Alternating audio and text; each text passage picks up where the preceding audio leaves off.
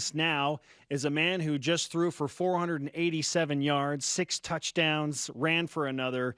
That based on his nose injury, right? Blaine Fowler is with us on BYU Sports Playing Nation. hurt today. Hey, man. Respect to you for going out, balling out, man, and then hanging out with us after you got beat up a little bit. Those 6th graders could not hang with you. You got to play hurt. That's the thing. Like we always say, hey, you can play hurt. You just can't play injured. And I'm not injured. I'm just hurt. Okay. So that's it. Now, in all seriousness, what happened? Are you okay? Is your nose okay?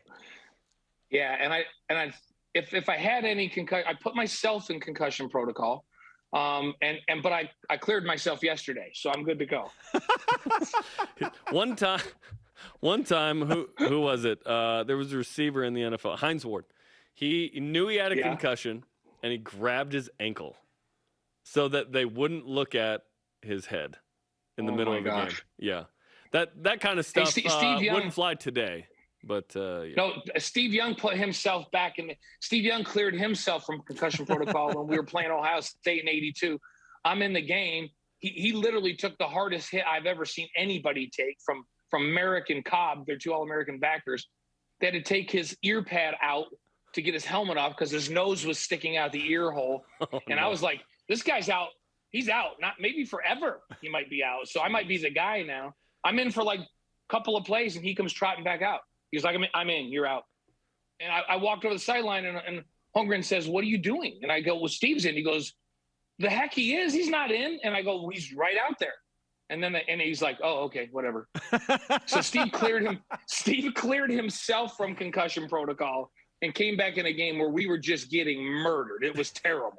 Blaine, you're just constantly going in and then coming back out for Steve and Robbie. Were you ever like, nah, I'm good. I'm going to stay in here?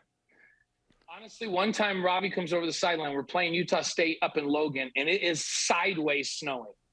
And Robbie goes, dude, my shoulder is not. And I go, do not pull this crap on me right here.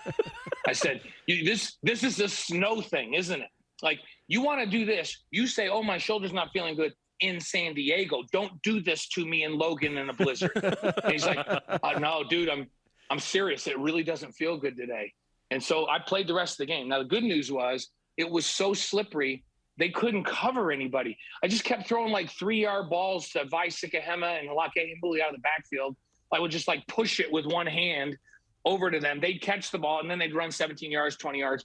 And we threw for a bunch of yards on them in the snow. So it wasn't as bad as it seemed. But I actually did question Robbie. I was like, come on, dude. Like this day. Classic. Playing this. So, yeah, I did question it once, Jeremy. That was the only time. Blaine Fowler is with us on BYU Sports Nation. Fantastic stories about Steve Young and Robbie Bosco. Blaine, we were real quick, 12 of 20, 170 yards. Yeah, 12 of 20, 170. Nicely done, Blaine. In a sideways snowing blizzard, just for the record. Vi Sikahema, like you said, deserves a lot of credit there. Okay, we've been talking about the easiest to toughest path for BYU, ranking all 12 opponents that way.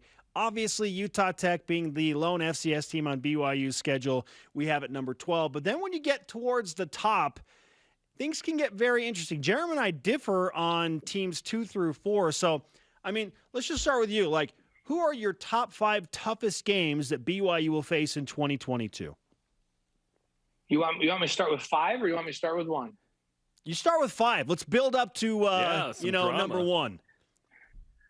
I have Boise State as my 5. You agree with us. We have Boise at number 5. Yeah, yep. And the reason is because it's on the road. They know that series isn't continuing now. It's been a great rivalry. And by the way, huge respect to Boise State for the great partner they've been for BYU. They were the best partner BYU had during independence, without question. So huge respect for them. And with Bachmeier coming back and really young offensive line last year, those guys were all back. I just feel like there's a lot riding on that game. That's a tough game on the road, so I have them 5. I've got them over Stanford and over Utah State, South Florida, all those. I've got them 5. All right, number 4, Blaine. 4, I've got Arkansas. So I don't agree with Jerem. You agree with me? SEC. And the reason is because it's Arkansas. I realize they're SEC. They've got SEC athletes. Speed's always been an issue, but I don't feel like that's an issue for BYU anymore. And so I think they'll match up. I feel like them coming to Elevation and playing on the road is tougher than people think. And that's why I have them at 4 and not 3 or 2. Okay. You and I agree. Number 5 and 4. Okay. Who's number 3 for you? 3 for me is Baylor. I think we might have an identical top 5, Blaine. Yeah, you guys do? Yep. 3 for me is Baylor. They lose a lot. Otherwise, I might have had them 2. Yeah. But they lose a lot on the offensive line. They lose their entire secondary. Their quarterback's back, sort of, because the quarterback BYU played against is going to be in South Florida. But the guy that played the back end of the season is back. They're just so physical, and I think a little local knowledge with Grimes of how to manage being on the road here in Provo and all that makes a difference. So I've got Baylor at 3, and then I'm like you, Spencer. I've got Oregon at Oregon 2. First of all, it's a really difficult place to play. Autzen a phenomenal stadium. I know, Jeremy, you've been there, haven't you? Yeah, it's tremendous. It's and they got a lot coming back. And then I think so the new head coach, if he can bring the discipline and physicality from Georgia, then that Georgia football team last year, I'm not kidding you guys, that's the best tackling football team I have ever seen in college football, period, ever. That's how. And so I'm just like, okay, if he can bring a semblance of that to what Oregon has coming back, and I look at. They're all over the board on the preseason polls because they are, but they're anywhere from number 9 up to number 25. So people don't know what to make of them. I think on the road at their place with what they've got coming back, they're number 2 to me.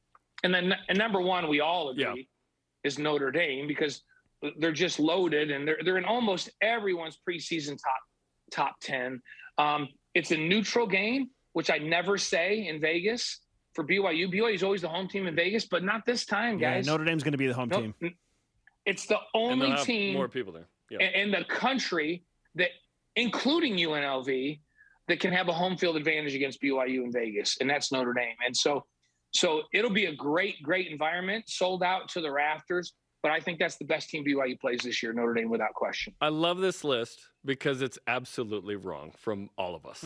Because when you go back to last year, we would not have said at Baylor was the toughest game on the schedule. And then you could argue Boise State was the second toughest because BYU loses, right? You could say, well, it was Utah and they overcame it and they won. But we would not have said at Baylor. So who knows what that means? Does it mean that's actually Baylor again? Does it mean it's Arkansas? Is it clearly Notre Dame? I love this because when you play it out, it's always pretty different from what you actually thought was going to happen. Who's the sneaky one? Is at Stanford a sleeper that we're not valuing enough? That's the thing. I wonder if they're battling for bowl eligibility. Let's say they're 5 and 6. I mean, they're going to be ultra motivated. Got to win 6 games, got to turn this thing around, got to get back after a really tough season. So that has me concerned a little bit. What about Utah State? They won 11 games. They're like, why aren't we higher? We won 11 games. Why not Arkansas? Why not Arkansas being the toughest with a chip game? On their shoulders? Yeah, it's. The one that I keep wondering about is Stanford. Are they going to be better than we think? Although I do think I'm predicting a BYU takeover of that stadium. Oh, that's 100% will happen, no doubt. Yeah, because they just when they had and you guys know I'm a fan of Stanford because my son-in-law Dallas played there. Yeah, and they were in the top 5 when he played there. They were winning. They were spanking Iowa in the Rose Bowl when he played there with Dallas as the defensive captain and Christian McCaffrey as the offensive captain. And we'd go over for games and the place was still half full. It's the library, Blaine, because it's so quiet, bro. And the kids, there were more people at the tailgate without question, because I think what happens is the students come to the tailgate and then they go back to the library. They have homework. And so I think BYU is going to take that state, but Stanford's the one that because they have athletes, and it'll be interesting. That might be the one that we're underrating. And then the other one that worries me, I have them number 8 on my top 12 in my 12. Is South Florida at South Florida. I think BYU is 100% healthy going into that, and it makes a difference. And BYU is going to be way ahead of most teams because of all the experience. But I've been talking to the coaches as they're doing film, and they keep going, whoa, South Florida has athletes at every position on the field. They are way better than people think they are. And I have them at number 8 because I have them behind Stanford and Utah State along with the top 5.